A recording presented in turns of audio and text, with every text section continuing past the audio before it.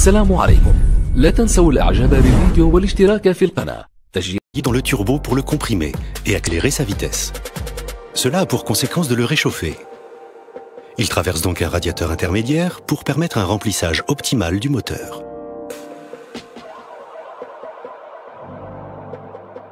Une fois la combustion terminée, les gaz passent dans le collecteur d'échappement et sont envoyés vers l'unité de post-traitement. Celle-ci assure plusieurs fonctions clés dans la dépollution. La première étape du traitement des gaz a lieu dans le catalyseur, qui oxyde les gaz et les transforme en dioxyde de carbone et en molécules d'eau. Le filtre à particules permet ensuite de brûler les suies et d'enlever plus de 95% de ces particules.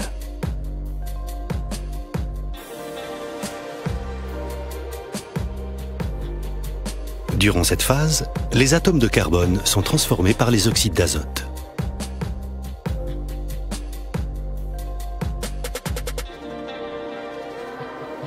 L'urée est ensuite transformée en ammoniac, qui est injecté dans les filtres SCR.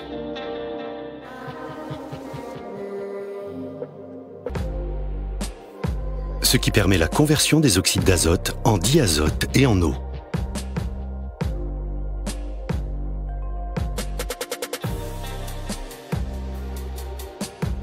Les gaz dépollués sortent ensuite de l'échappement.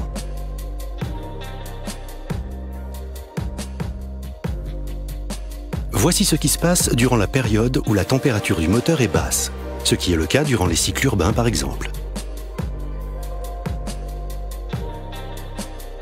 Dans ce cas, la vanne EGR s'ouvre et envoie une partie des gaz chauds dans l'admission, ce qui permet de limiter la production d'oxyde d'azote.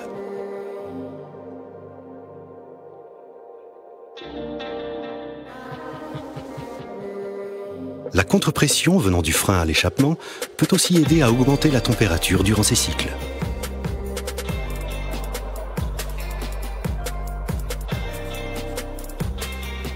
Lors de son fonctionnement, le filtre à particules brûle les suies émises par la combustion de manière continue. Pendant les phases d'utilisation plus sévères, du carburant est injecté dans la ligne d'échappement pour transformer les suies en cendres. La régénération est dite active et elle se fait véhicule roulant.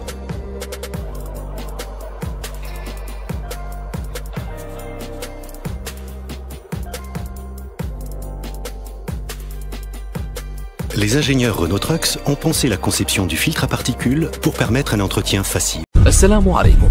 لا تنسوا الاعجاب بالفيديو والاشتراك في القناة.